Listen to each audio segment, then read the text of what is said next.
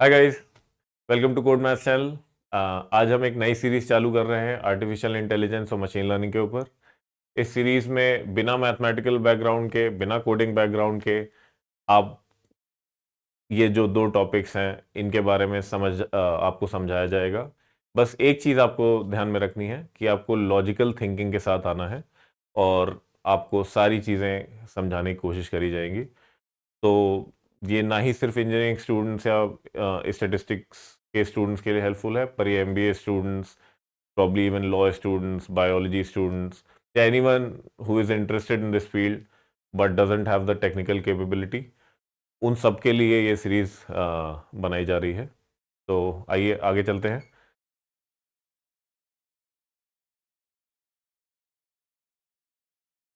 सबसे पहले थोड़ा मैं अपने बारे में बताना चाहूँगा। मेरा नाम रोहित सिंह चौहान है।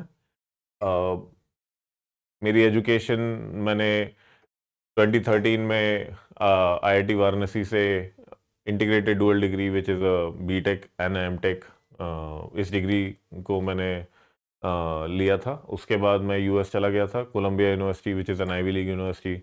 वहाँ से मैंने मास्टर्स इन बायो स्टेटिस्टिक्स किया। Then I work for a while in Capital One Bank. currently I have moved back to India.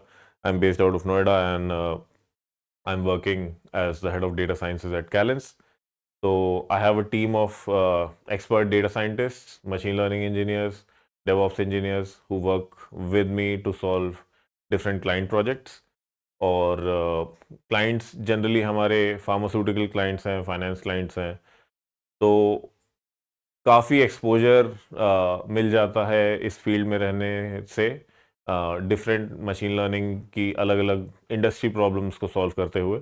तो इसीलिए ये सीरीज बनाने के लिए I think I am perfectly capable to let you know कि किस तरह से लोग अपनी प्रॉब्लम्स लेके आते हैं हमारे पास और किस किस तरह की प्रॉब्लम्स इस समय इंडस्ट्री में आ रही हैं जो अलग अलग मशीन लर्निंग टेक्निक से सॉल्व की जा सकती हैं।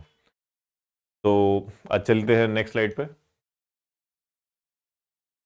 सबसे पहले आपको ये समझना है कि हम आर्टिफिशियल इंटेलिजेंस माने कि आप ह्यूमन इंटेलिजेंस की नकल करने की कोशिश कर रहे हैं, मिमिक करने की कोशिश कर रहे हैं आर्टिफिशियली एक कंप्यूटर के थ्रू।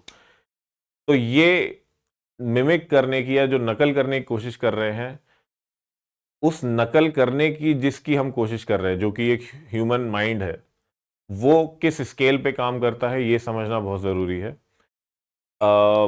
सबसे पहले आपने शायद सुना होगा कि ह्यूमन ब्रेन के अंदर न्यूरॉन्स बिल्डिंग ब्लॉक्स होते हैं। न्यूरॉन सबसे छोटी यूनिट होती है। तो अगर एक ह्यूमन माइंड का अगर आप 3D मॉडल बनाए तो कुछ इस तरह का दिखता है।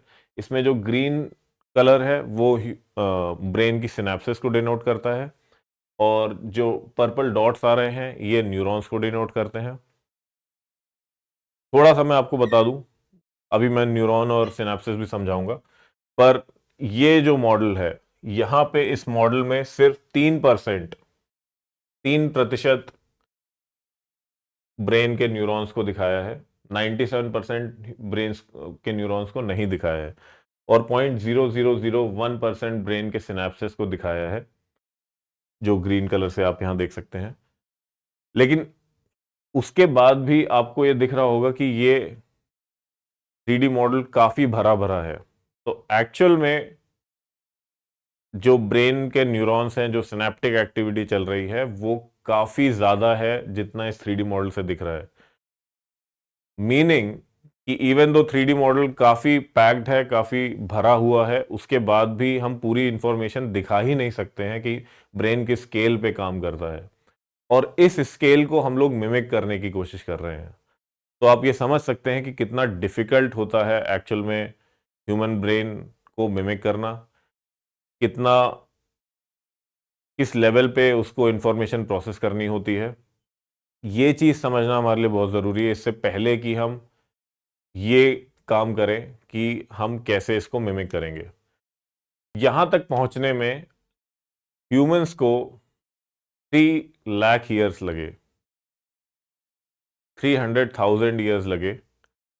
इन 300,000 ईयर्स में ह्यूमंस पहले जहां लैंग्वेज नहीं बोल सकते थे, टूल्स के साथ इंटरेक्ट नहीं कर सकते थे, ऑलमोस्ट एप लाइक क्रीचर लगते थे।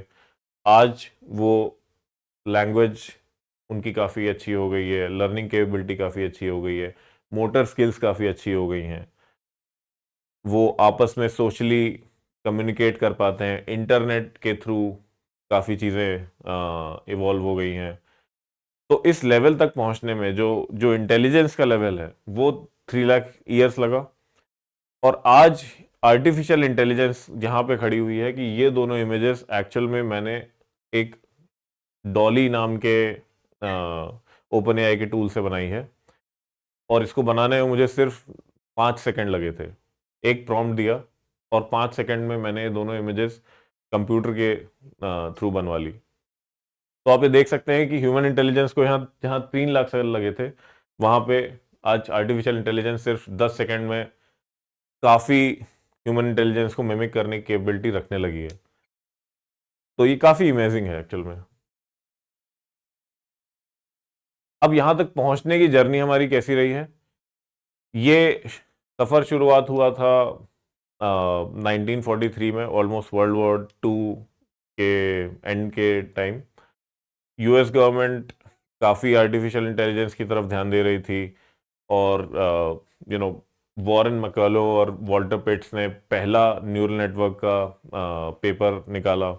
उसके बाद 1950s में जब वर्ल्ड वॉर टू ख़त्म हो गया तो उसके बाद और funding I. John McCarthy, who was the father of artificial intelligence, उन्होंने आर्टिफिशियल इंटेलिजेंस का टर्म कॉइन किया। एलन ट्यूरिंग, जिनके ऊपर ट्यूरिंग अवार्ड रखा गया, जो कंप्यूटर साइंस का नोबेल प्राइज माना जाता है, उन्होंने ट्यूरिंग टेस्ट निकाला। पहली रोबोट असेंबली लाइन आई यूनिमेट के नाम से। एनएलपी, नेचुरल लैंग्वेज प्रोसेसिंग का एलाइजा नाम का जोसेफ वॉइजनबॉम ने 1960s में पहला प्रोग्राम बनाया। और इस 20-25 सालों में कुछ काफ़ी ज़्यादा लोगों की उम्मीदें बढ़ गई आर्टिफिशियल इंटेलिजेंस से, यहाँ तक कि लोग ये भी प्रेडिक्ट करने लगे कि 10-15 साल के अंदर आर्टिफिशियल इंटेलिजेंस शायद ह्यूमंस को ही रिप्लेस कर दे। पर इतनी ज़्यादा साइंटिस्ट ने इसका एक हवा बना दिया था कि एक्चुअल में वो डिलीवर ही नहीं हो पाया। क्यों नहीं डिलीवर हो पाया? क्योंकि हमारे पास डेटा ही नहीं था कि हम आर्टिफिशियल इंटेलिजेंस को ट्रेन कर पाएँ, ना ही वो मैथमेटिकल टेक्निक्स हमने बनाई थी, और साथ के साथ कंप्यूट पावर भी बहुत अच्छी नहीं थी। आज जहाँ की मशीन्स में जीबीज़ में मेमोरी आती है, जीपीयूज़ आते हैं, उस समय एमबीज़ में मेमोरी बनाने के लिए पूरा पूरा रूम भर जाता था इक्विपमेंट से। आज आपके हाथ में जो मोबाइल है उसमें जीबी में मेमोरी आने लगी है, मल्टी कोर प्रोसेसर आने लगे हैं। तो कंप्यूट पावर भी उस समय नहीं थी, इसलिए कहीं ना कहीं आर्टिफिशियल इंटेलिजेंस फेल हो गई। फेल होने के बाद 70s और 80s में एआई विंटर आ गया, क्योंकि यूएस गवर्नमेंट ने इसकी फंडिंग खींच ली, ज़्यादा रुपए देने बंद कर दिए कि ये फील्ड शायद उस तरह से जा नहीं पाएगी जैसे हम सोच रहे हैं। उसके बाद भी लोग थोड़ा बहुत काम करते रहे, रूल बेस्ड सिस्टम लोग बनाते रहे, और 1990s में वापस से इस पूरे आर्टिफिशियल इंटेलिजेंस के फ्रेमवर्क में एक नया बूस्ट मिला, जब Garry Kasparov, who still is considered the highest rank chess player apart from Magnus Carlsen, उसको आईबीएम के डीप ब्लू ने डिफीट कर दिया। IBM as again public traded company. और तो 2000s में फिर गूगल ने और आईबीएम ने अगेन काफ़ी इसमें फंडिंग चालू कर दी, तो गवर्नमेंट फंडिंग से थोड़ा सेपरेट हो गया, प्राइवेट कंपनीज भी आर्टिफिशियल इंटेलिजेंस पे फंडिंग करने लगी। और आर्टिफिशियल इंटेलिजेंस को कहीं ना कहीं डीप लर्निंग की रीब्रांडिंग मिली 2000s में, और उससे काफ़ी हेल्प हुई। ओवरऑल लोग कंप्यूट पावर भी बढ़ रही थी, तो लोग अच्छा से उस पर रिसर्च कर रहे थे। फिर 2010 में एलेक्स नेट आया। एलेक्स नेट ने काफ़ी बार आउट परफॉर्म कर दिया इमेजनेट ऑब्जेक्ट रिकग्निशन को। और गूगल में अल्फागो उन्होंने एक प्रोग्राम लिखा था, जो गो एक अलग टाइप का चेकर्स टाइप का चेस टाइप का गेम होता है, जिसमें अल्फागो ने रेनिंग वर्ल्ड चैंपियन को डिफीट कर दिया। डिफीट करने के बाद फिर 2020s में तो आप जानते ही हैं, आज 2024 है, और चैट जीपीटी ओपन एआई इसने तो पिछले साल ही मतलब एक नेक्स्ट लेवल आर्टिफिशियल इंटेलिजेंस का बूम आ गया है। तो एसेंशली वो क्यों आया, क्योंकि अब हम लोग डॉक्यूमेंट्स को बहुत तेजी से प्रोसेस कर सकते हैं। हम उससे इंटरेक्ट इस लेवल पे कर सकते हैं कि चैट जीपीटी से काफ़ी चैटबॉट बन जाते हैं, जिससे कि लोग बिना एक ह्यूमन इंटरेक्शन के आर्टिफिशियली ही लोगों से इंफॉर्मेशन निकाल सकते हैं, आर्टिफिशियली ही डॉक्यूमेंट्स की इंफॉर्मेशन निकाल सकते हैं, जो एक यूज़ केस है। ऐसे काफ़ी यूज़ केसेस हैं। तो anyways this is just a history. तो आपको थोड़ा सा पता होना चाहिए कि आर्टिफिशियल इंटेलिजेंस कहाँ से निकली है। अब बात आ जाती है कि आर्टिफिशियल इंटेलिजेंस समझने से पहले 3 मेन पिलर्स पे आर्टिफिशियल इंटेलिजेंस खड़ी हुई है: मॉडलिंग, लर्निंग और इन्फ्रेंस। ये 3 पिलर्स या ये 3 पैराडाइम्स आपस में इंटरेक्ट करते हैं, कोई बड़ा छोटा नहीं है। सारे आपस में इंटरेक्ट करने के बाद एक आपको एक ऐसा मॉडल देते हैं जो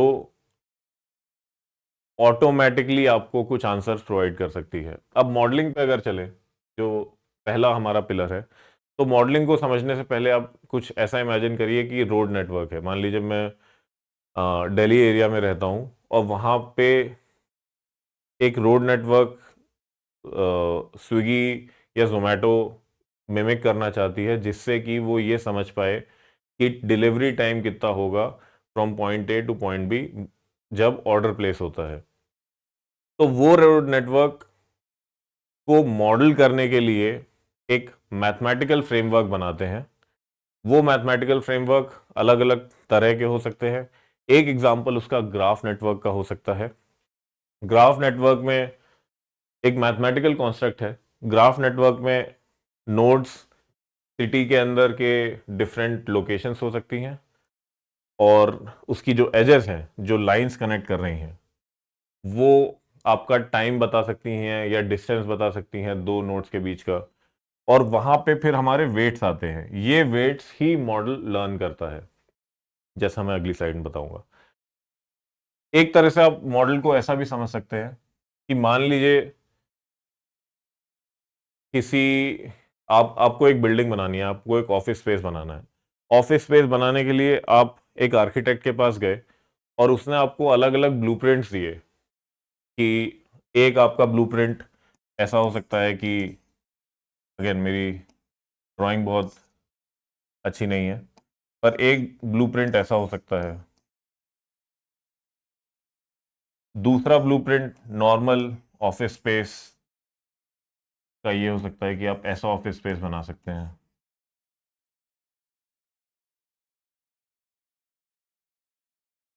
तीसरा ब्लूप्रिंट कोई और टाइप का ऑफिस स्पेस हो सकता है, डिपेंडिंग ऑन कि आपकी रिक्वायरमेंट क्या है। इसी तरह से यही ही एक तरह का मॉडल होता है। मॉडल में आप क्या सिलेक्शन कर रहे हैं अलग अलग मैथमेटिकल कॉन्स्ट्रक्ट्स का। आप ऐसे समझिए कि आपको एक प्रॉब्लम सॉल्व करनी है और उसके लिए आप मॉडल 1, मॉडल 2 और मॉडल 3, ऐसे मान लीजिए आपके पास 6-7 चॉइसेस हैं। इसमें से कौन सा आपको मॉडल चूज करना है जो आपकी पर्टिकुलर प्रॉब्लम को सॉल्व कर देगा, वही ही पहला स्टेप होता है मॉडलिंग का, जहां पे आप चूज करते हैं कि आप कौन से मैथमेटिकल कॉन्स्ट्रक्ट से अपनी प्रॉब्लम सॉल्व करेंगे। इस वाले फ्रेमवर्क में मैंने ग्राफ नेटवर्क चूज किया है, और भी काफी चीजें जो मैं आगे आपको बताऊंगा।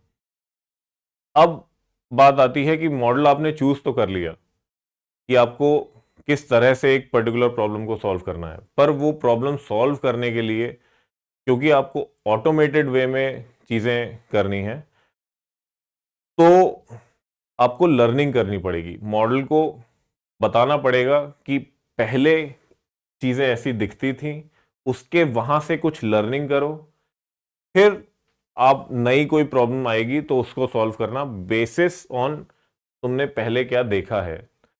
अगर मैं इसी को बताऊं कि एनसीआर में या दिल्ली एरिया में अलग अलग पॉइंट्स है मैप पे, जिसको हम सिमुलेट करना चाहते हैं रोड नेटवर्क को। और अलग अलग लोकेलिटीज हैं, वो लोकेलिटीज का डेटा मैं उठाऊंगा और इस मॉडल में फीड कर दूंगा। कैसे करूंगा इसको आगे चल के अभी नेक्स्ट एग्जांपल में बताएंगे, पर एक बेसिक आइडिया ये है कि अलग अलग लोकेलिटीज का डेटा उठाया, उन लोकेलिटीज में कोई इंडस्ट्रियल सेक्शन होगा, कोई रेजिडेंशियल सेक्शन होगा, कोई एजुकेशनल सेक्शन होगा, एजुकेशन वहाँ पे स्कूल्स ज़्यादा होंगे या यूनिवर्सिटी एरिया होगा। अलग अलग टाइप का डेटा मैं आपको दिखाऊंगा जहाँ अलग अलग वेरिएबिलिटी होती है, उसको मैं मॉडल में फीड करूंगा। फिर वहां से वो लर्न करेगा कि अब नेटवर्क में मैं इस तरह के वेट्स दूं। तो एसेंशली पहले मेरे पास वेट्स नहीं होते हैं, पहले जो एजेस हैं उनमें उस ग्राफ नेटवर्क में वेट्स नहीं है। डेटा देखने के बाद वो कुछ वेट्स अपने हिसाब से यहां पे डाल देता है। वो जब वेट्स डालता है तो हमारा मॉडल बन जाता है। मॉडल बनने के बाद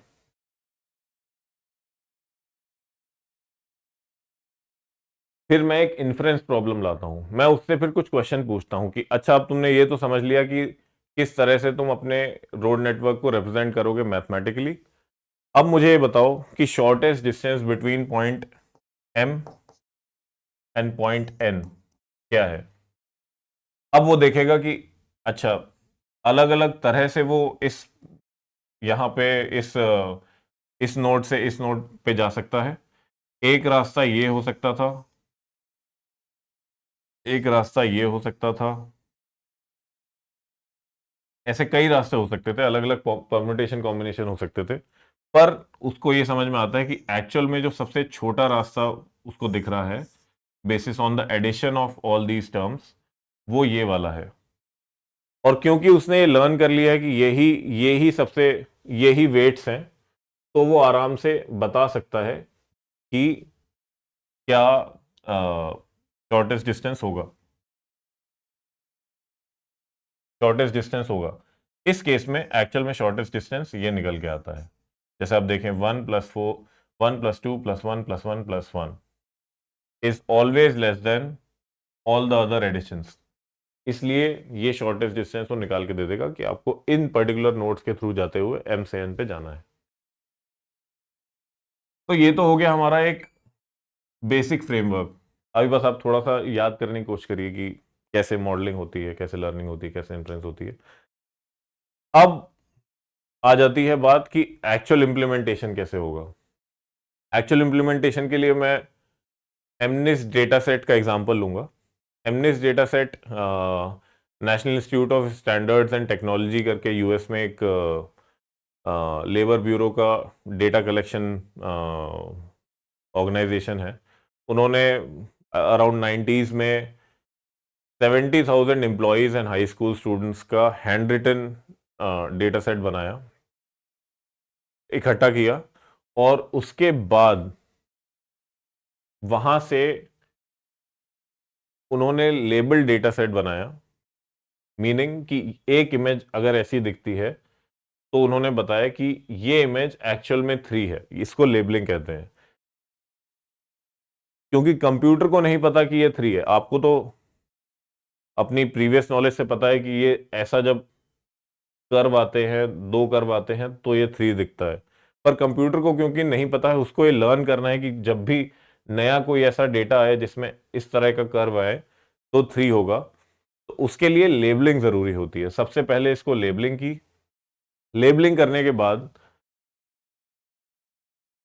इसको एक मैथमेटिकली रिप्रेजेंट किया नंबर्स के फॉर्म में। वो नंबर्स के फॉर्म में वो कैसे रिप्रेजेंट करता है, नंबर्स के फॉर्म में रिप्रेजेंट करने के लिए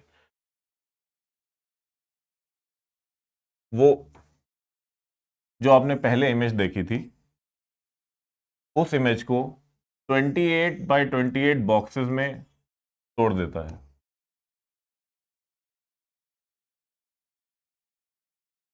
मान लीजिए 28 बाय 28 है, तो ये बॉक्स नंबर 1 2 3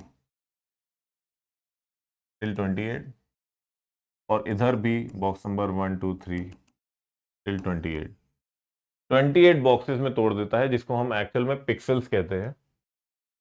उसके बाद मैंने जैसे 3 बनाया, तो 3 बनाने में जहां जहां पे मेरी इंक आई है वहां पे अगर मान लीजिए ब्लैक इंक होती, तो वहां पे उस इंक की इंटेंसिटी कितनी थी कलर की, वो एक नंबर के फॉर्म में रिप्रेजेंट किया गया। नंबर के फॉर्म में रिप्रेजेंट कैसे किया गया? ग्रे स्केल इमेज कहते हैं इसको।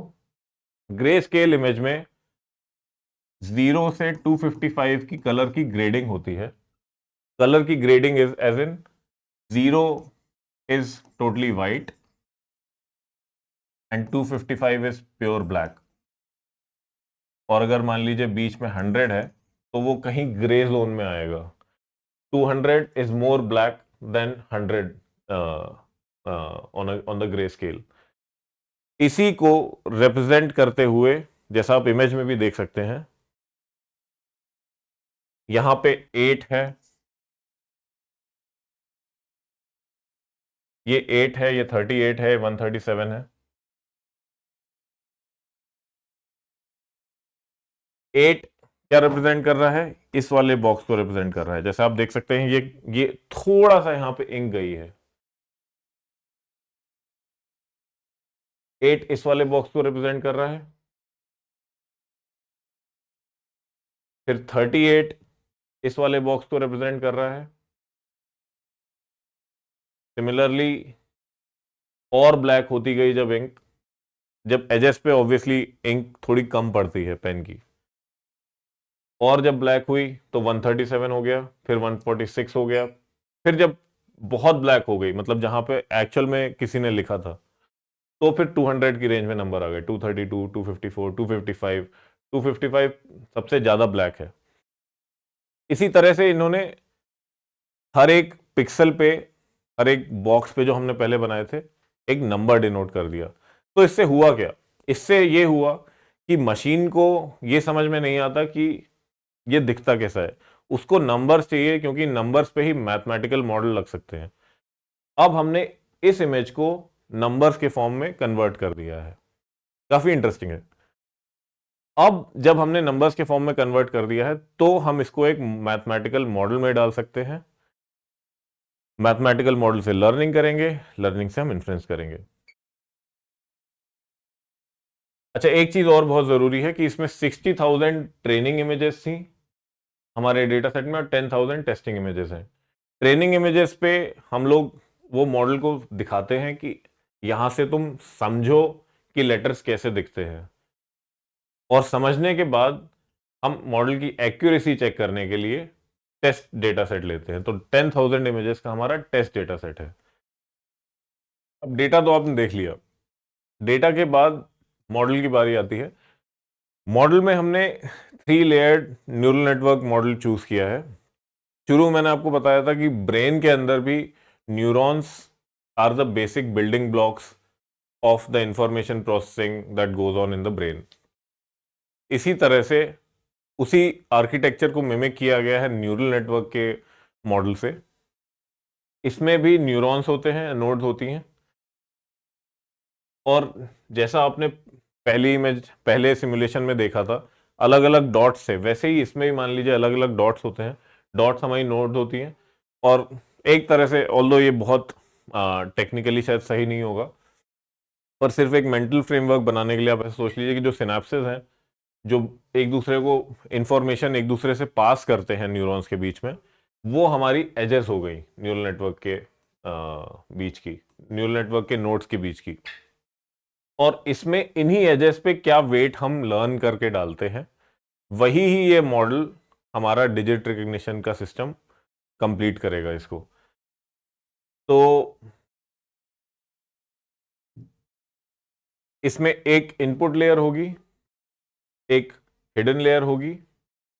इसको इनपुट लेयर कहते हैं। फॉर दिस कॉन्टेक्स्ट अलग अलग चीजों में अलग अलग हो जाता है, पर अभी ये इनपुट लेयर है, ये हिडन लेयर है, और ये मेरी आउटपुट लेयर है। अच्छा, अब इनपुट लेयर में 28x28 जो हमने एक बॉक्सेस के अंदर नंबर डाले थे, वो मुझे फीड करने हैं।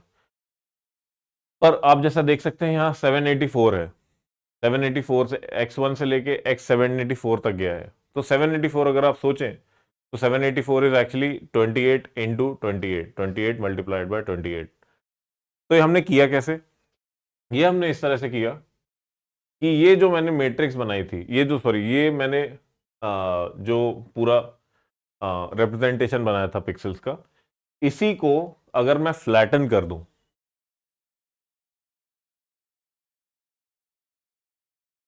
फ्लैटन मतलब एक तरह से फ्लैट कर दूं, मतलब एक उसको कंप्रेस कर दूं इंफॉर्मेशन को मैं कैसे कंप्रेस करूंगा कि ये वाली जो रो है, इसमें जो नंबर्स थे वो मैंने यहां ले लिए, सेकेंड रो में जो इंफॉर्मेशन थी उसको मैंने इसके आगे स्टैक कर दिया, थर्ड रो में जो इंफॉर्मेशन थी उसको मैंने और आगे स्टैक कर दिया। ऐसे ही 28 रोज की इंफॉर्मेशन में एंड तक स्टैक करते हुए चला गया। तो पहले में मेरे 28 पिक्सल्स की इंफॉर्मेशन है, दूसरे में मेरे नेक्स्ट 28 पिक्सल्स की इंफॉर्मेशन है, और यहां पे मेरे आखिरी 28 पिक्सल्स की इंफॉर्मेशन है। तो ये फर्स्ट ब्लॉक, ये सेकेंड ब्लॉक, और अगर मैं पूरा काउंट लूं और ये 28 ब्लॉक मैं पूरा काउंट लूं तो हो जाएगा 28 into 28 is equals to 784 pixels. ये 784 की पिक्सल्स को अगर मैं वेक्टर फॉर्म में रिप्रेजेंट करूं, वेक्टर फॉर्म के लिए आप मेरा वेक्टर सीरीज का वीडियो देख लीजिएगा, वेक्टर फॉर्म में अगर मैं रिप्रेजेंट करूं तो एक वेक्टर बन के आ जाता है 784 रोज का और 784 डायमेंशंस का एक्चुअली, और वो ही मेरा न्यूरल नेटवर्क के अंदर चला जाएगा, जैसा कि आप यहां देख सकते हैं। यहां से इनपुट हुआ इंफॉर्मेशन, ये इंफॉर्मेशन को मैं 128 नोड्स में डालूंगा। वो कैसे होता है वो बहुत मैथमेटिकल है, उस पर बाद में जाएंगे, पर 128 अलग नोड्स को मैं डालूंगा, और 128 नोट से जो इंफॉर्मेशन आएगी उसको मैं आगे चल के आउटपुट वहां से निकालूंगा कि अब मुझे ये बता दो कि वो जीरो तुमने क्लासिफाई किया उसको, या जीरो बताया, या वन बताया, टू बताया, नाइन बताया, मतलब जीरो से लेके नाइन तक। तो एसेंचुअली 10 एलिमेंट्स में क्लासिफाई कर दिया। एक कोई इसका रिजल्ट आएगा, जैसे मैंने अगर ये लिखा है तो मॉडल बता देगा कि ये 3 है, अगर मैंने ये लिखा है तो मॉडल बता देगा कि ये 4 है। तो 4 अगर होगा तो वो ये आउटपुट देगा, 3 होगा तो वो ये आउटपुट देगा। ऐसे हमारा मॉडल ऑपरेट करेगा। 3 लेयर का मॉडल है। अब इसमें कुछ मैथमेटिकल हाइपर पैरामीटर्स भी आ जाते हैं जो आगे चल के हम डिस्कस करेंगे। एक सेकेंड लेयर का एक्टिवेशन फंक्शन होता है, इसको हम रेलू से रिप्रेजेंट करते हैं। थर्ड लेयर सॉफ्टमैक्स हो जाता है। ऑप्टिमाइजर आपका एडम ऑप्टिमाइजर है। लॉस फंक्शन एक टर्म होती है, वो sparse categorical cross entropy loss function हम लेंगे यहाँ पे। तो ये डिफरेंट डिफरेंट चीज़ें हैं, इस पर भी आपको बहुत ज़्यादा ध्यान देने की ज़रूरत नहीं है, but if you are interested आप डेफिनेटली इसको गूगल सर्च कर सकते हैं। If you have mathematical background और आप न्यूरल नेटवर्क समझते हैं तो आप डेफिनेटली इसको रिसर्च कर लीजिए। आगे चल के मैं और लेक्चर्स में इनको समझाऊंगा भी। तो यहाँ से हमारा मॉडल हमने डिफाइन कर दिया कि हमारा 3 लेयर का मॉडल था। इसके बाद लर्निंग आती है। लर्निंग में हम कोड लिख के लर्निंग करेंगे। कोड इसलिए करेंगे क्योंकि कंप्यूटर के पास प्रोसेसिंग पावर है इस पूरी इंफॉर्मेशन को एक साथ समझने की, वो उस पर कुछ मैथमेटिकल कैलकुलेशन कर सकता है।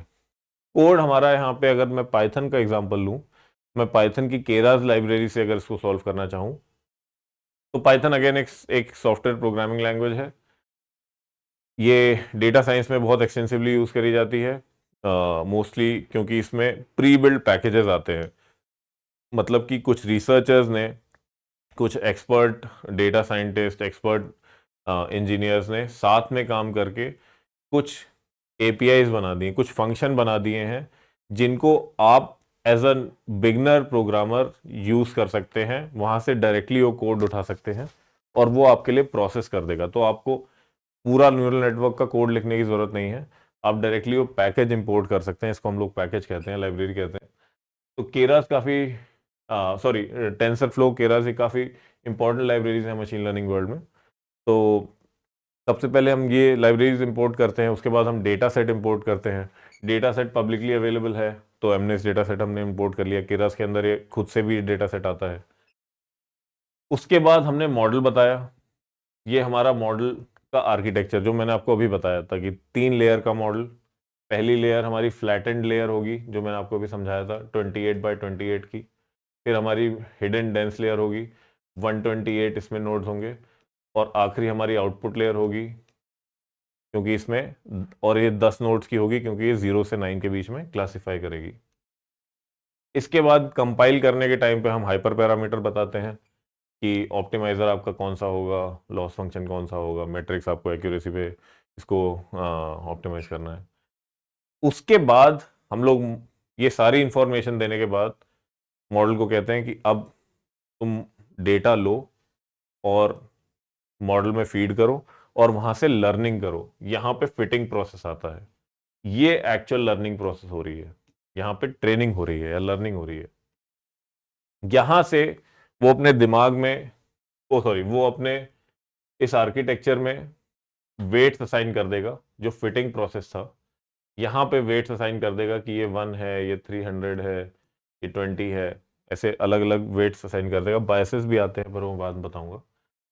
वेट्स असाइन करने के बाद अब वो, आप उसको कोई भी चीज देंगे, कोई भी नया, मान लीजिए ऐसा दिखने वाला उसको कोई एक आपने डिजिट दिया तो बता देगा कि ये 8 है। या ऐसा दिखने वाला एक डिजिट दिया तो बता देगा कि 9 है। या ऐसा दिया तो भी वो बता देगा कि वो 9 है। तो क्योंकि उसने ऐसे डिजिट्स देख लिए हैं। इसके बाद फिर एवेल्युएशन होता है, जो ट्रेनिंग डेटा सेट की मैं बात कर रहा था। ट्रेनिंग डेटा सेट में वो 10,000 इमेजेस पे जाके एवेल्युएट करेगा। वहां से मुझे बताएगा कि वो कितना एक्यूरेटली बता पा रहा है कि एक पर्टिकुलर इमेज कौन सी डिजिट रिप्रेजेंट करती है।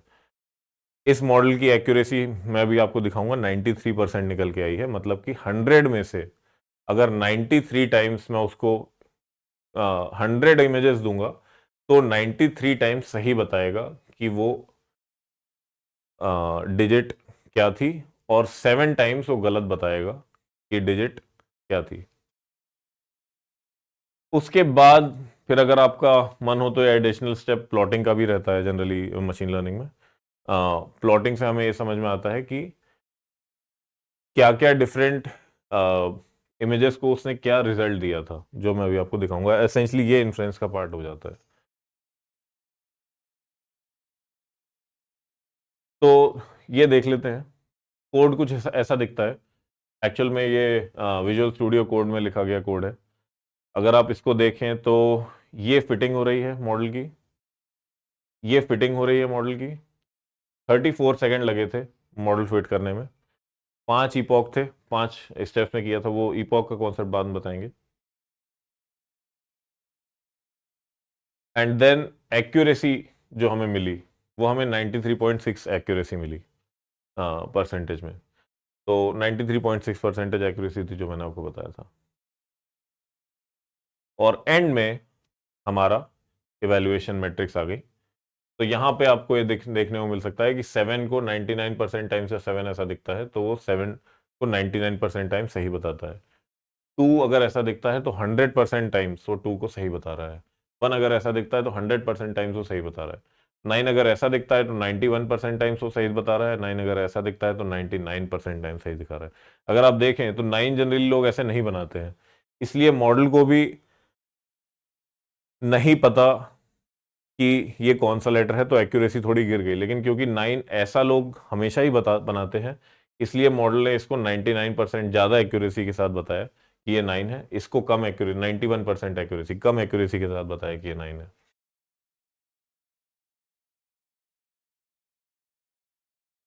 तो एसेंशियली हमारे सिस्टम ने क्या किया, हमने उसको एक इमेज दी डिजिट की। एक एआई सिस्टम आया, आर्टिफिशियल इंटेलिजेंस सिस्टम आया। उसने कुछ प्रेडिक्शन दिया। प्रेडिक्शन क्या दिया कि ये डिजिट 3 है। यही हमारा इन्फ्रेंस का पार्ट है। अब ये समझना बहुत जरूरी है कि artificial intelligence, machine learning, deep learning, ये सब जो आपने टर्म्स रिसेंटली काफ़ी सुने होंगे जब से एआई का बूम आया है, ये सब टर्म्स एक्चुअल में क्या है, इनका इंटर रिलेशन क्या है, आपस में कैसे एक दूसरे में कनेक्टेड है ये। तो अगर देखा जाए तो आर्टिफिशियल इंटेलिजेंस सबसे बड़ा टर्म है जो सारी चीजें अपने अपने में समेटता है। आर्टिफिशियल इंटेलिजेंस, जैसा आपको इंग्लिश के वर्ड से भी समझ में आ रहा है, इंटेलिजेंस को आर्टिफिशियली मिमिक करना। उसके अंदर चाहे आप रूल बेस्ड सिस्टम बनाएं, मतलब कि इफ एल्स कंट्रोल स्टेटमेंट्स लिख के, चाहे आप लर्निंग बेस्ड सिस्टम बनाएं जैसे कि मशीन लर्निंग के कुछ एल्गोरिथम्स, या आप इन्फ्रेंस बेस्ड सिस्टम्स बनाएं, कैसे भी आप सिस्टम बनाएं, वो आर्टिफिशियल इंटेलिजेंस के दायरे में आता है। आर्टिफिशियल इंटेलिजेंस का एक सब फील्ड मशीन लर्निंग फील्ड है। मशीन लर्निंग फील्ड सिर्फ वो वाला फील्ड है जहां पे आप उसको कुछ डेटा देते हैं, वहां से वो लर्निंग करता है, समझता है कि डेटा से क्या पैटर्न है, और उसके बाद जब आप नया डेटा सेट देते हैं तो वहां से वो प्रेडिक्ट कर देता है कि बेसिस ऑन मैंने क्या लर्न किया था, अब मैं ये बता सकता हूं कि नए डेटा सेट में ये चीज ये है जो क्लासिफिकेशन का प्रॉब्लम है, या ये इस रेट से बढ़ेगा जो रिग्रेशन का प्रॉब्लम है। बहुत सिंपल टर्म्स में तो ये हो गई मशीन लर्निंग।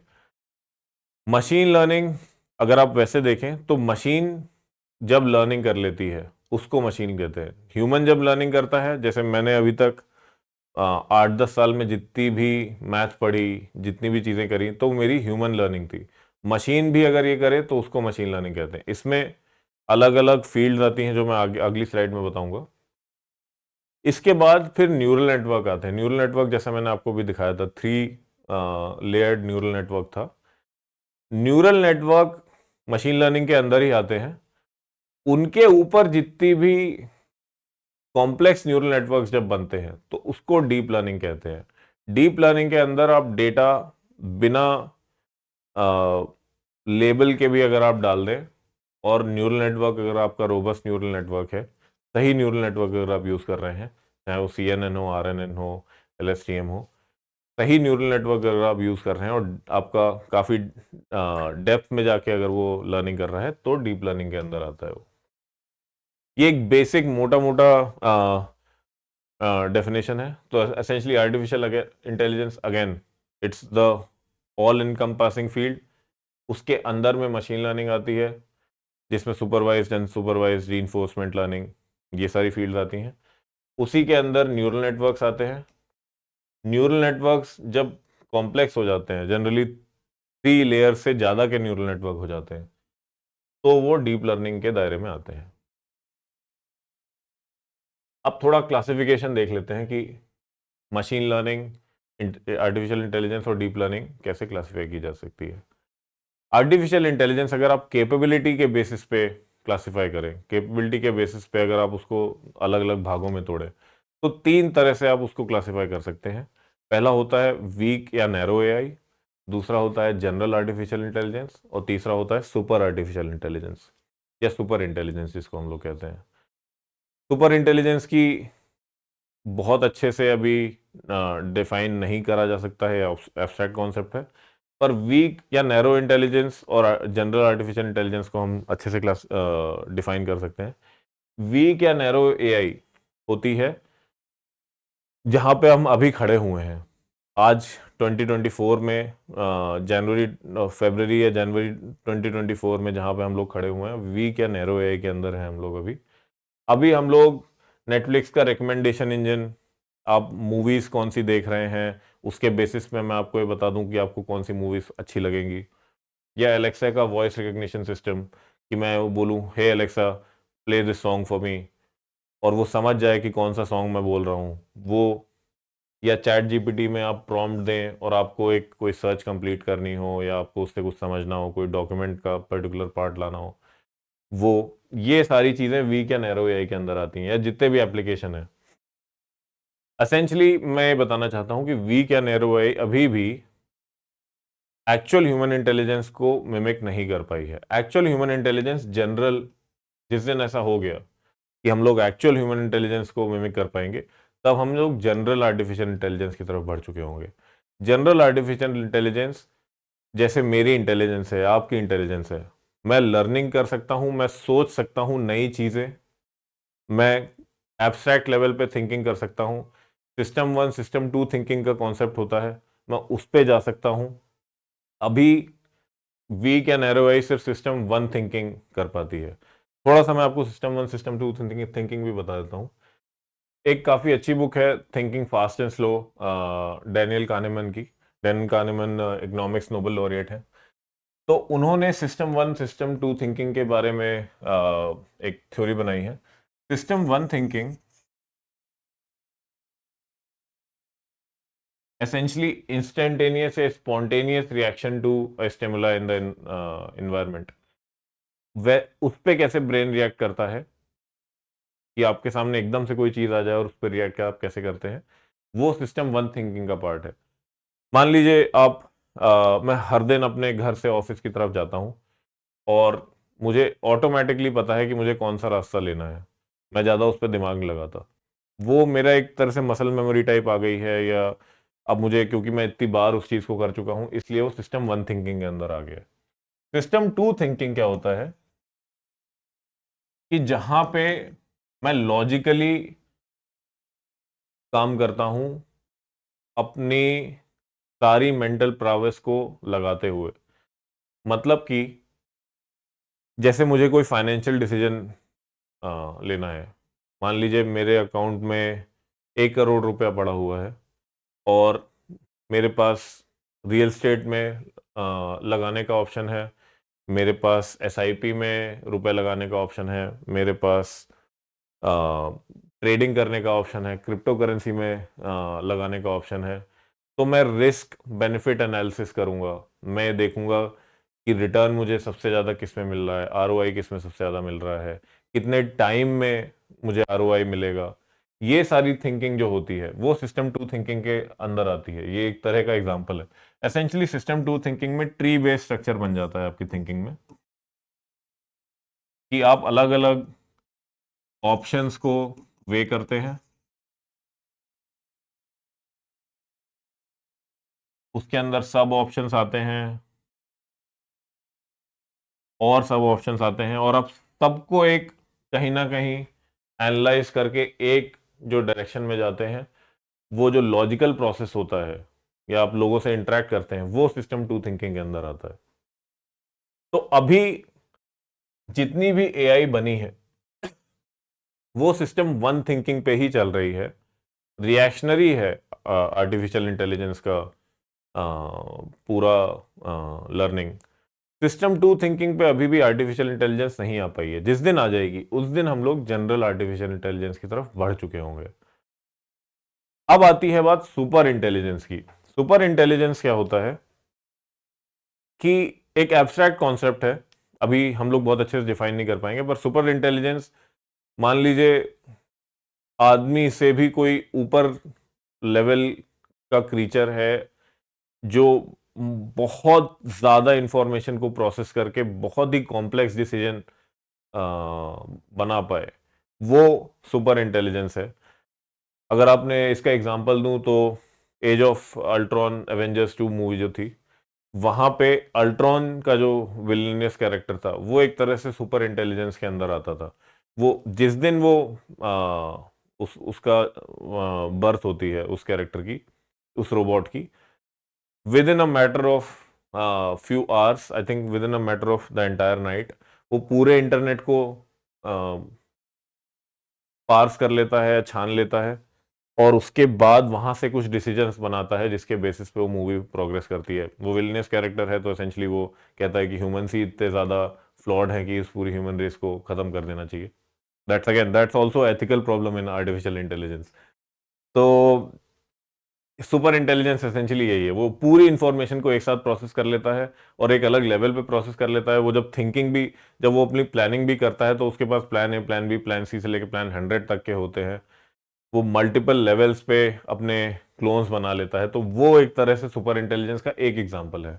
एसेंशियली हमें नहीं पता सुपर इंटेलिजेंस कहाँ तक जाएगी, पर हाँ, शायद लोगों को डर लगता है कि सुपर इंटेलिजेंस जिस दिन आ जाएगी उस दिन हो सकता है आर्टिफिशियल इंटेलिजेंस ही हमें, ह्यूमंस को, यू नो, मार दे। तो या दैट्स एथिकल कंसर्न। तो यप, अब हम आ जाते हैं हमने बात करी थी मशीन लर्निंग की, जो आर्टिफिशियल इंटेलिजेंस का के अंदर का एक सब फील्ड है। मशीन लर्निंग 3 मेन फील्ड्स में डिवाइड होती है: सुपरवाइज्ड लर्निंग, अनसुपरवाइज्ड लर्निंग और रीइंफोर्समेंट लर्निंग। सुपरवाइज्ड लर्निंग में हमें लेबल डेटा मिलता है, अनसुपरवाइज्ड लर्निंग में हमें अनलेबल डेटा मिलता है, और रीइंफोर्समेंट लर्निंग ना ही सुपरवाइज्ड है ना ही अनसुपरवाइज्ड है। ये एक तरह से रिवॉर्ड इंफॉर्मेशन ऑप्टिमाइजेशन है कि किस पर्टिकुलर पाथ पे आपको मैक्सिमम रिवॉर्ड मिलेगा, वो रीइंफोर्समेंट लर्निंग है। मैं थोड़ा और इसको अच्छे से समझा देता हूं। सुपरवाइज्ड लर्निंग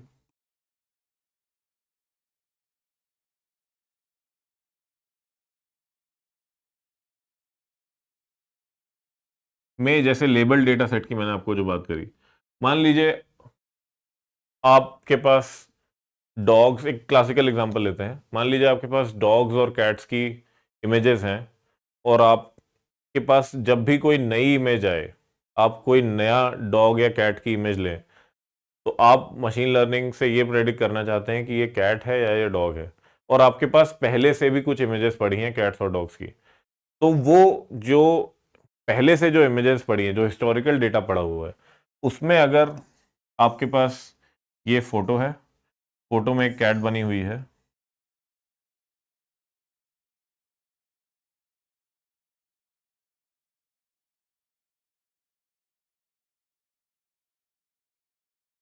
इसमें अगर आप लेबलिंग कर दें, आप पूरी बाउंड्री सेलेक्ट करें कंप्यूटर के प्रोग्राम से, ये ऐसे टूल्स आते हैं जहां पे आप पूरी बाउंड्री सेलेक्ट करें, और ये बाउंड्री सेलेक्ट करने के बाद इसको लेबल कर दें कि ये कैट है। इसी तरह से एक दूसरी इमेज है, उसमें डॉग बना हुआ है, डॉग जैसा ही बनता हो वो आप देख लीजिएगा।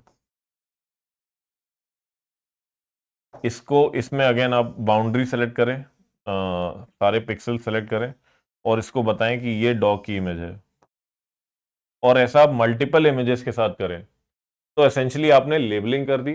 अब ये लेबल्स जब आप फीड करेंगे along with the pictures too, let's say, a neural network model, और वो आपको आगे चल के एक नए इमेज को ये बता पाए कि हाँ ये कैट है या डॉग है, जो कि अनसीन इमेज है,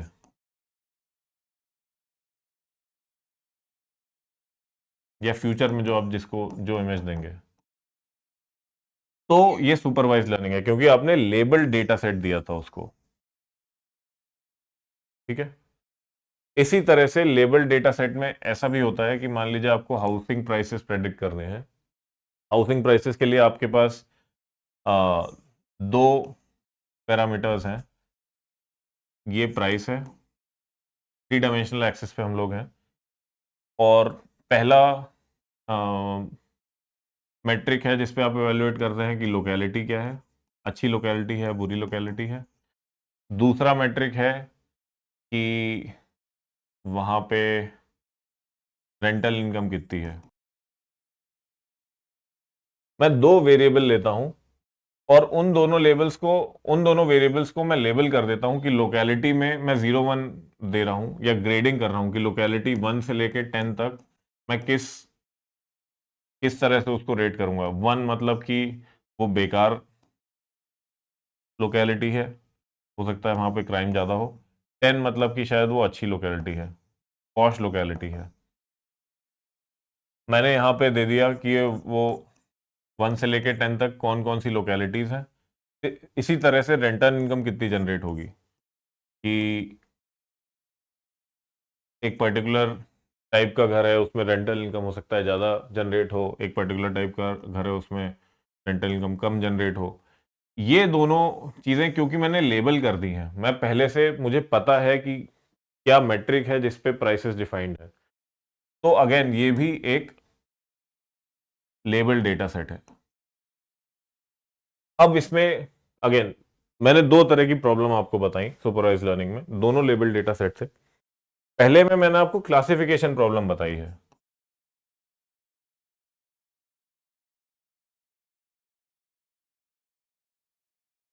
दूसरे में मैंने आपको रिग्रेशन प्रॉब्लम बताई है।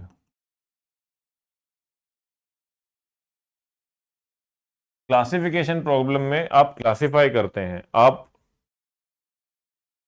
पिक एंड चूज करते हैं कि वो किस बकेट में जाएगा। एसेंशली यहां पे हमारा बकेट था डॉग और कैट, डॉग और कैट, तो किस बकेट में जाएगा ये क्लासिफिकेशन प्रॉब्लम है एक तरह से। Bucket here is not used in the traditional machine learning sense, मैं आपको सिर्फ एक इंट्यूटिव यूसेज के लिए बकेट बोल रहा हूं। तो जिस बकेट में जाएगा या जिस डब्बे में जाएगा वो क्लासिफिकेशन प्रॉब्लम हो गई। अगर आपने कोई पैटर्न रिकॉग्नाइज किया है एक यूनिफॉर्म डेटा का या एक कंटिन्यूअस डेटा वेरिएबल का, तो आपका रिग्रेशन प्रॉब्लम हो गई। आपकी लाइन कैसी बनी डेटा की, मान लीजिए आपके डेटा पॉइंट्स ऐसे बन रहे हैं और आपको आगे चल के बताना है कि अब मुझे नहीं पता कि, अब मुझे बस ये पता है कि लोकेशन उसकी ये है, रेंटल इनकम उसकी इतनी जनरेट हो रही है, तो क्या प्राइस होगा। वो एक रिग्रेशन प्रॉब्लम है। तो जब हम सुपरवाइज लर्निंग के अंदर जाते हैं तो ये क्लासिफिकेशन और रिग्रेशन दो हमारी फील्ड्स आती हैं। क्लासिफिकेशन में जो टेक्निक्स यूज होती हैं उसमें logistic regression, naive base, ensemble methods, tree based methods, support vector machines, even neural networks also do classification. Sometimes even K means, although K means generally is used for clustering, पर classification के लिए भी कुछ कुछ तरीके हैं जिसमें वो यूज हो सकता है। तो ये क्लासिफिकेशन टेक्निक्स है। रिग्रेशन में linear regression, non linear regression, quadratic, polynomial and tree based methods भी रिग्रेशन कर देते हैं, एंसेंबल मेथड्स रिग्रेशन कर देते हैं, sometimes SVM, neural networks, all of these. So all this all of these areas which I discuss later, ये regression में आते हैं, ये वाले क्लासिफिकेशन में आते हैं। अब बात आती है सुपरवाइज की। तो हमने सुपरवाइज कवर कर लिया, अब अनसुपरवाइज आया। अनसुपरवाइज में अनलेबल्ड डेटा है। अनलेबल्ड डेटा से मेरा मतलब है, मान लीजिए प्रॉब्लम है मेरे पास कि मुझे एक प्रोडक्ट बेचना है एक ह्यूमन पॉपुलेशन पे, NCR रीजन में, नेशनल कैपिटल या दिल्ली रीजन में मुझे अपना प्रोडक्ट बेचना है। और प्रोडक्ट है, मान लीजिए मेरा शैम्पू मैं बेचना चाहता हूँ। एज ए कंपनी मैंने एक शैम्पू बनाया है और मैं उसको बेचना चाहता हूँ। अब मुझे मार्केट रिसर्च करनी है। मार्केट रिसर्च में मुझे पता है कि लोगों की एज क्या है, इनकम कितनी है, वो सोशल मीडिया पे कितनी बार लॉग इन करते हैं,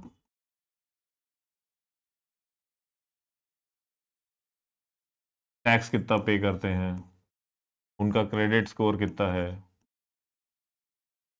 ऐसे अलग अलग वेरिएबल्स हैं मेरे पास। पर मुझे ये नहीं पता कि ये लोग पहले शैम्पू कैसा खरीद रहे थे, किस रेंज में शैम्पू खरीद रहे थे। तो इसमें जब मैं इसका डेटा ऑब्जर्व करूंगा इस पर्टिकुलर पॉपुलेशन का, तो मेरे कुछ क्लस्टर्स हमेशा आइडेंटिफाई होंगे कि एज, पर्टिकुलर एज पे, मान लीजिए 60 एंड अबव में लोग टैक्स कम पे कर रहे हैं। उसका रीजन होगा क्योंकि वो इस समय most probably out of work हैं and they are on pension. Pension generally income से लेस होती है जब आप प्रोफेशनल एम्प्लॉय होते हैं।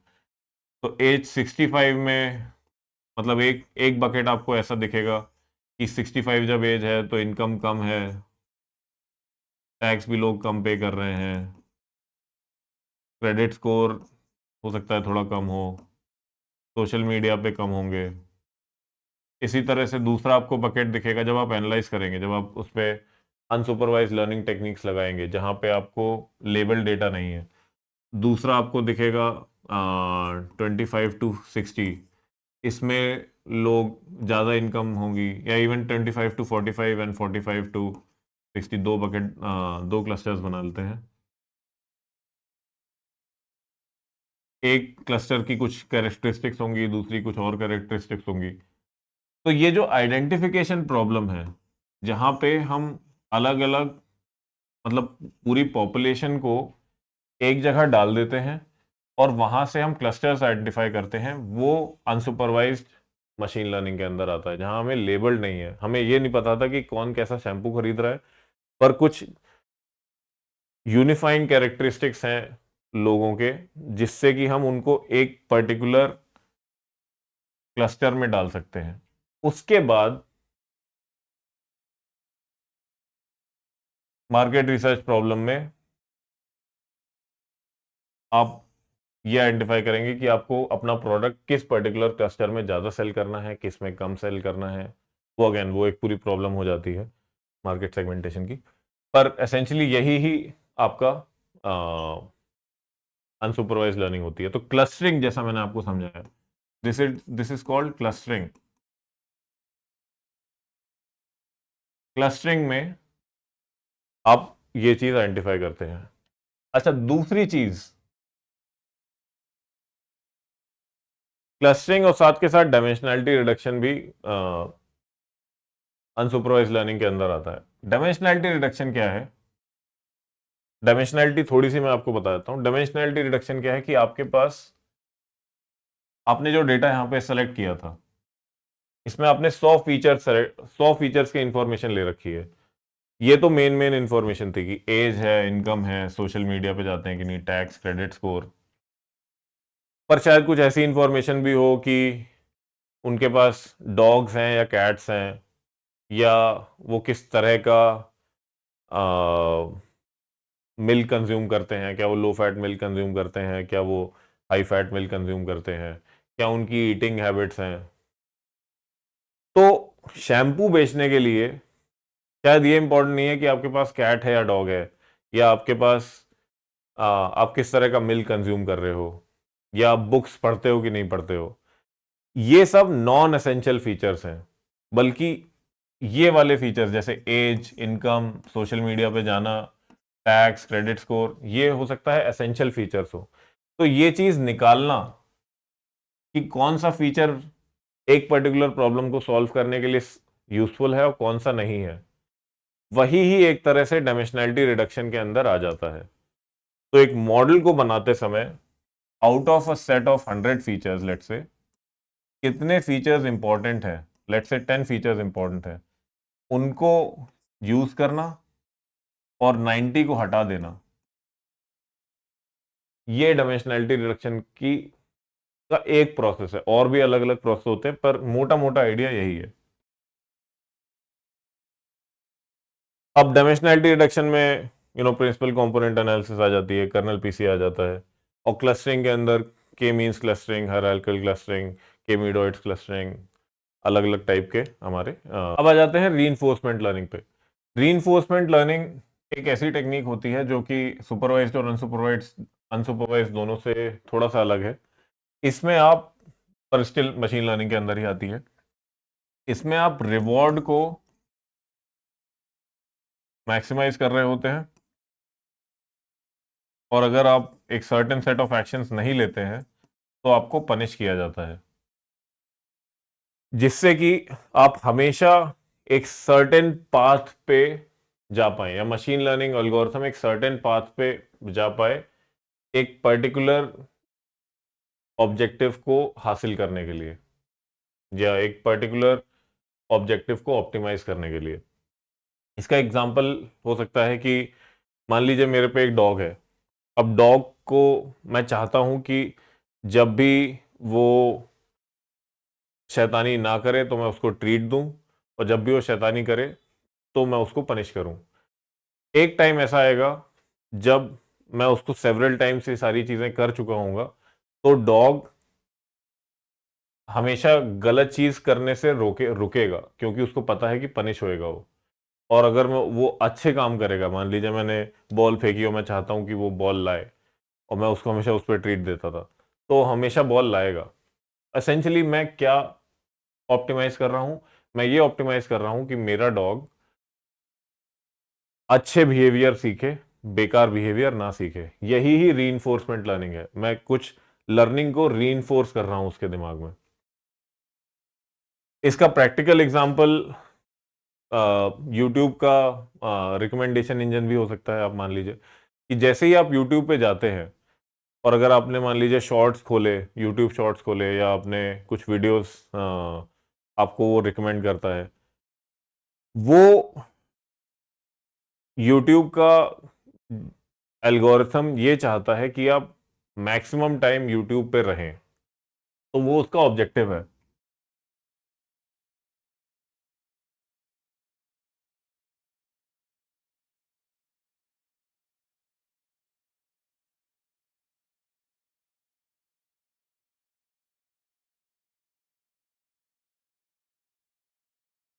और उसको ये पता है कि हिस्टोरिकली आपने एक सर्टेन टाइप के वीडियोस देखे थे, उस पे आपका क्लिक रेट क्या था, मतलब आपने कितनी बार क्लिक किया था, कितनी देर तक देखे थे,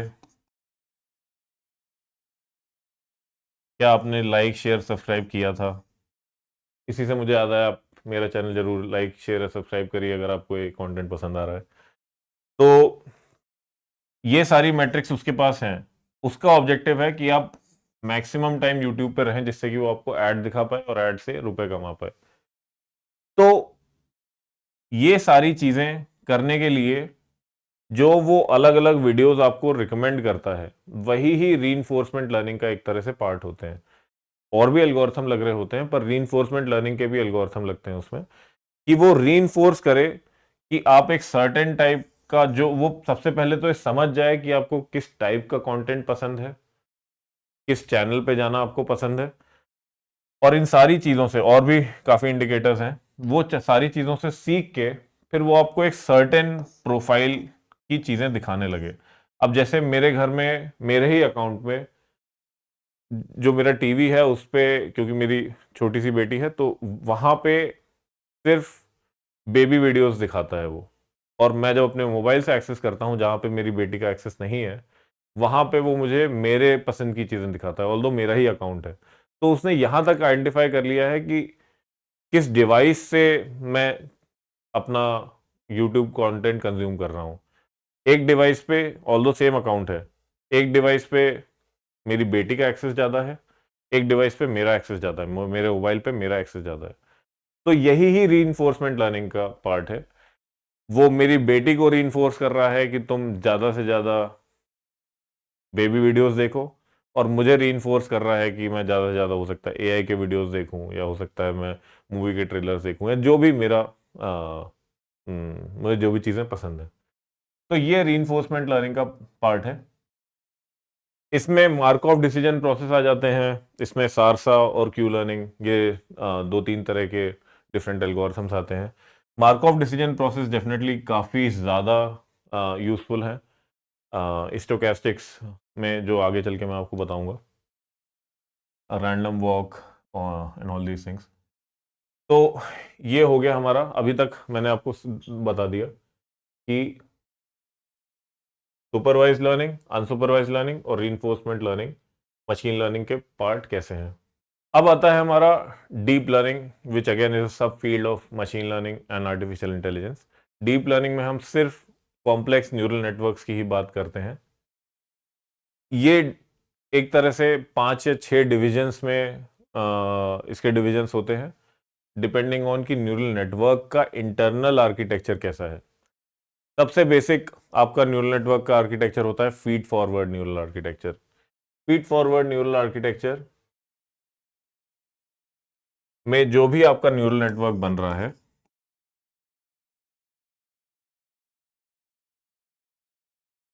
वो सिर्फ आगे इंफॉर्मेशन प्रोसेस करता है, पीछे नहीं जाता है। वो बेसिकली इनपुट से लेके आउटपुट की तरफ उसका फ्लो होता है। फीड फॉरवर्ड न्यूरल नेटवर्क ज़्यादा फ्लेक्सिबल मॉडल नहीं है, बहुत कॉम्प्लेक्स चीज़ों को सॉल्व नहीं कर पाता है अगर उसमें टेम्पोरल डिपेंडेंसी नहीं है, मतलब आपस में इंटरप्ले नहीं है चीज़ों का, तो फीड फॉरवर्ड न्यूरल नेटवर्क काफ़ी अच्छा परफॉर्म कर सकता है। साइकिल ना हो तो वो अच्छा परफॉर्म कर सकता है, कि डेटा के अंदर ही साइकिल नहीं बन रहे। ये चीज़ें अगेन जब न्यूरल नेटवर्क होगा तो मैं अच्छे से समझाऊंगा साइकिल क्या होता है, टेम्पोरल डिपेंडेंसी क्या होती है। इसके बाद आता है convolutional neural network. Convolutional neural network generally image processing पे ज़्यादा यूज़ किया जाता है। कॉन्वोल्यूशनल न्यूरल नेटवर्क में आप फिल्टर्स लगाते हैं, मान लीजिए अगर इमेज है, फिल्टर्स लगाते हैं अलग अलग चीज़ों को आइडेंटिफाई करने के लिए। जैसे मैंने आपको कैट्स या डॉग्स का एग्जांपल दिया था, तो कैट का जैसे मैंने फेस बनाया,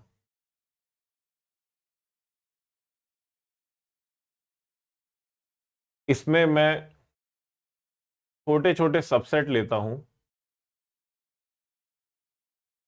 इनको हम फिल्टर्स कहते हैं। अगेन ये मैं अच्छे से समझाऊंगा, पर अभी मैं आपको एक आइडिया दे रहा हूं। छोटे छोटे सबसेट लेता हूं फिल्टर्स के, और वो फिल्टर्स एसेंशली, एक फिल्टर शायद आपका ये आइडेंटिफाई करेगा कि एजेस क्या है उस पर्टिकुलर इमेज के अंदर। दूसरा फिल्टर ये आइडेंटिफाई करेगा कि फेशियल फीचर क्या है, कि उसके आंख, कान, मुंह, नाक किस पोजीशन पे है। तीसरा फिल्टर ये आइडेंटिफाई करेगा कि कलर क्या है। कलर, मान लीजिए यहाँ पे ये ब्लैक रंग की कैट है, ये ऑरेंज रंग की कैट है। ऐसी ऐसी चीजें जब आइडेंटिफाई करता है, तो वो जो फिल्टर्स के बेस पे कॉन्वोल्यूशन का कॉन्सेप्ट आता है, वो कॉन्वोल्यूशनल न्यूरल नेटवर्क बनाता है हमारा। फिर रिकरेंट न्यूरल नेटवर्क आते हैं। Recurrent neural network time series data पे, जहां पे टाइम इन्वॉल्व है या एक सीक्वेंस इन्वॉल्व है, वहां पे रिकरेंट न्यूरल नेटवर्क ज्यादा अच्छे से काम करते हैं। रिकरेंट न्यूरल नेटवर्क में क्योंकि टाइम डिपेंडेंसी होती है, तो टाइम में लूप्स में इंफॉर्मेशन आती है। मान लीजिए सीजनैलिटी है डेटा के अंदर, मान लीजिए मैं फूड्स एंड वेजिटेबल्स सेल कर रहा हूं, और मुझे ये देखना है कि किस सीजन में एक पर्टिकुलर फ्रूट ज़्यादा बिक रहा है। ऑब्वियसली समर सीजन में शायद मैंगोज ज़्यादा बिकेंगे, विंटर सीजन में हो सकता है पीचेस ज़्यादा बिकें। आई डोंट नो कौन सीजन में कौन सी चीज़ ज़्यादा बिकती है, पर जो सीजनल डिपेंडेंसी है उसमें लूप्स आते हैं एक तरह से, कि एक सर्टेन टाइम विंडो के अंदर आपका मान लीजिए 12 मंथ का पीरियड है,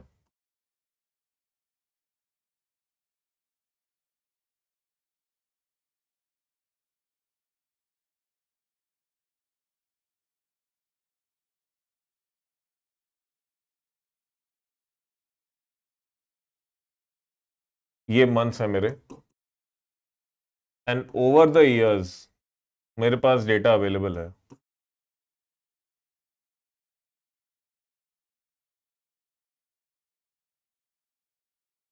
मान लीजिए 10 साल का डेटा अवेलेबल है, sale and purchase of fruits and vegetables का। तो इसमें हमेशा मैं देखूंगा कि सर्टेन सीजन्स में एक पर्टिकुलर चीज बिक रही है, दूसरे सीजन में दूसरी चीज बिक रही है, तीसरे में ऐसे।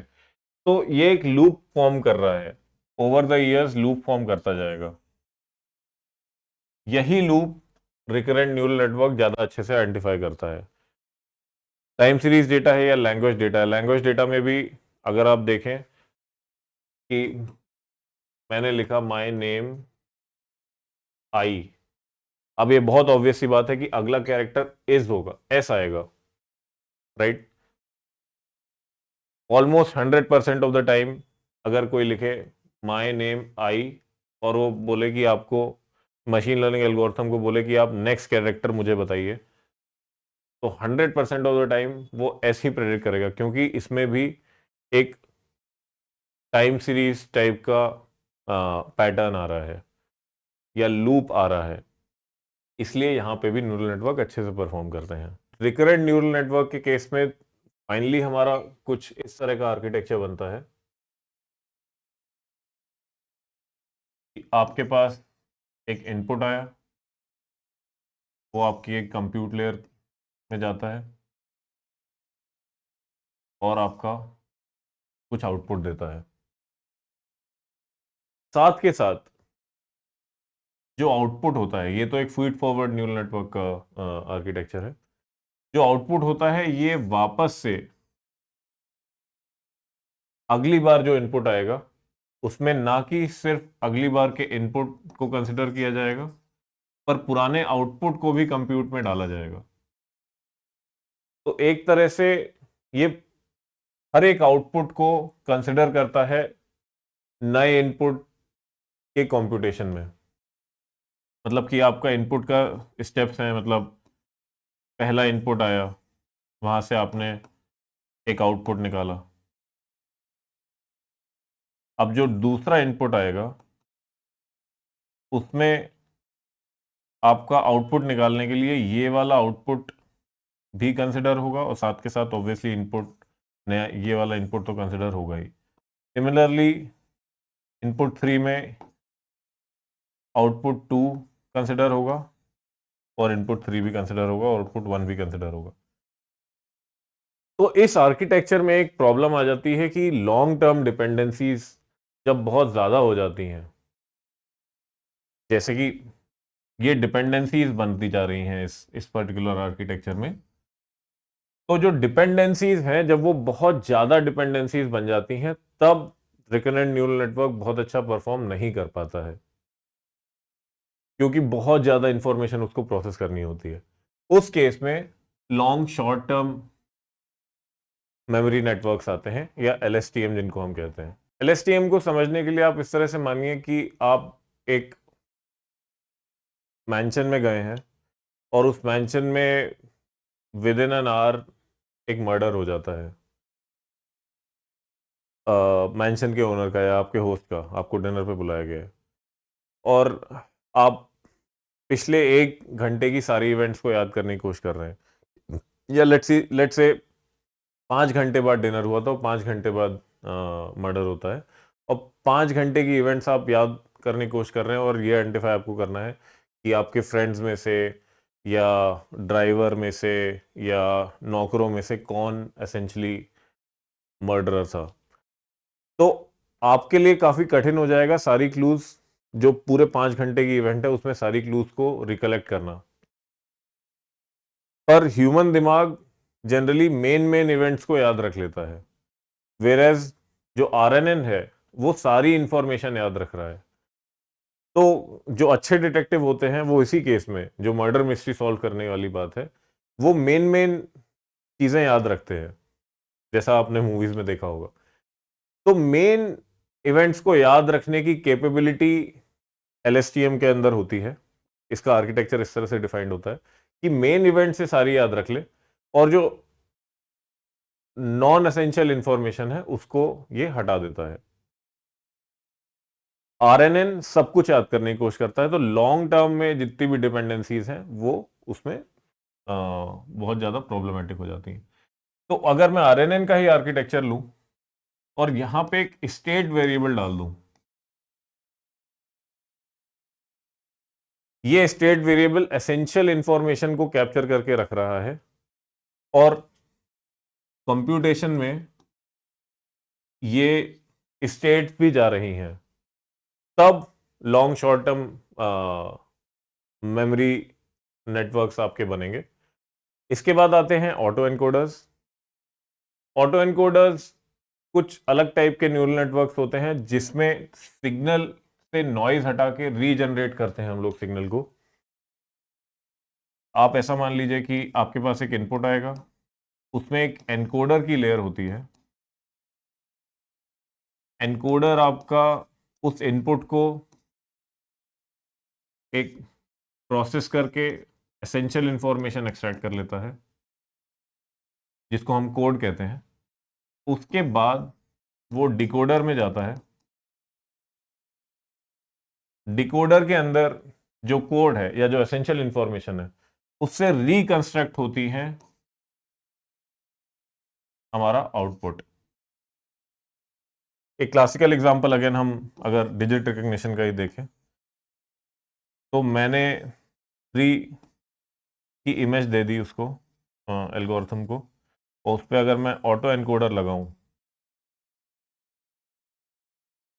तो इसकी एसेंशियल इंफॉर्मेशन वो ले लेगा, जो इसमें अगर मान लीजिए 3 मैंने कुछ स्टाइल में ऐसे 3 बनाया है, तो आप देख सकते हैं ये वाला area is not very important in representing 3। ये एरिया बहुत जरूरी नहीं है, ये अलग टाइप का रिप्रेजेंटेशन 3 के लिए बहुत इंपॉर्टेंट नहीं है। लेकिन इसकी मेन इंफॉर्मेशन इतनी सी है, अगर मैं सारी लाइनें जोड़ दूं तो मुझे एक मोटा मोटा 3 मिल जाएगा। तो एनकोडर यही करता है कि नॉइज हटा देता है, ये नॉइज है हमारी, और यहां से एसेंशियल इंफॉर्मेशन एक्सट्रैक्ट कर लेता है। उसके बाद डिकोडर जो आपका आएगा वो इसी 3 को क्लोजेस्ट रिप्रेजेंटेशन उसका बनाने की कोशिश करता है। इससे होता क्या है कि इससे हमारा नॉइज रिडक्शन हो सकता है। ये हायर डायमेंशन में, मतलब इसमें ज्यादा फीचर्स हैं हमारे पास, हायर डायमेंशन के डेटा को हैंडल करने की कैपेबिलिटी आ जाती है, और हम एसेंशियल इंफॉर्मेशन को कैप्चर कर सकते हैं। तो ये हमारा ऑटो एनकोडर का काम रहता है। ऑटो एनकोडर हम अलग अलग एरियाज में यूज कर सकते हैं, जो मैं आगे चल के आपको बताऊंगा। एंड में जो आजकल काफी इंपॉर्टेंट एक न्यूरल नेटवर्क का क्लास चल रहा है, generative adversarial neural network. Generative adversarial neural network काफी इंटरेस्टिंग टॉपिक है। ये सबसे पहले मैं आपको इसका यूसेज दिखा दूं। Generative adversarial neural network, Dolly जो हमने शुरुआत में मैंने आपको एक टूल का नाम बताया था, जो इमेज जनरेशन का टूल है। मैंने आपको बोला था कि ये इमेजेस आर्टिफिशियल इंटेलिजेंस ने जनरेट करी हैं, मैंने नहीं बनाई हैं। तो ये images mostly generative adversarial neural network इनको बनाने के केपेबल है। एसेंशियली करता क्या है वो, अगर इमेज जनरेशन की हम बात करें तो जनरेटिव एडवर्सेरियल न्यूरल नेटवर्क में एक जो टर्म आ रही है एडवर्सेरियल, एडवर्सेरियल अगर आप एडवर्सरी वर्ड को जानते हो विच मीन्स एनिमी, तो एडवर्सेरियल मॉडल में हमारा एक जनरेटर मॉडल होता है और एक डिस्क्रिमिनेटर मॉडल होता है।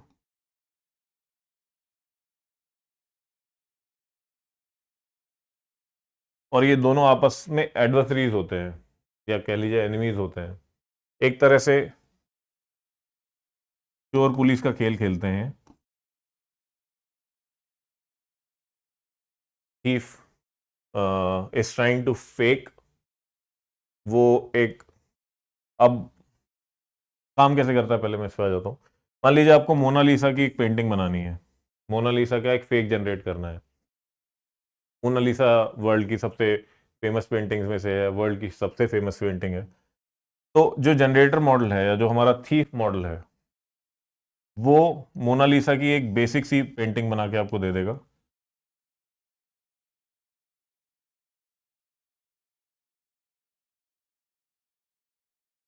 क्योंकि इसने जनरेटर मॉडल इसमें ट्रेन हुआ है काफ़ी आर्ट फॉर्म्स पे, काफ़ी अलग अलग टाइप्स की पेंटिंग पे। डेफिनेटली उसने मोनालिसा की पेंटिंग भी देखी है, तो वो ये समझ जाएगा कि मुझे किस तरह की फेस बनाना है। पर डिस्क्रिमिनेटर मॉडल जो है वो भी ट्रेंड है अलग अलग टाइप के आर्ट फॉर्म्स पे। उसको ये पता है कि एक्चुअल मोनालिसा कैसी दिखती है, इसके पास एक रेफरेंस इमेज है। तो ये रेफरेंस इमेज को चेक करते हुए मोनालिसा की जो पहली जनरेटर मॉडल ने जो इमेज बनाई है उसके अगेंस्ट कंपेयर करता है, कहता है नहीं, ये मोनालिसा की पेंटिंग नहीं है। ये इटरेशन 1 है हमारा। इसमें एक तरह से जीरो सम गेम खेलते हैं। जीरो सम गेम एक थ्योरी है जिसमें या तो आप जीतते हैं, या तो आप जीत जाते हैं, या आप हार जाते हैं। जब आप हारते हैं तो आपको 0 पॉइंट्स मिलते हैं, या आप जब जीतते हैं तो आपको 1 पॉइंट मिलता है। बीच में कोई एरिया नहीं होता, आपको 0.5 या 0.7 नहीं मिल सकता है। या तो आपको 0 मिलेगा या 1 मिलेगा।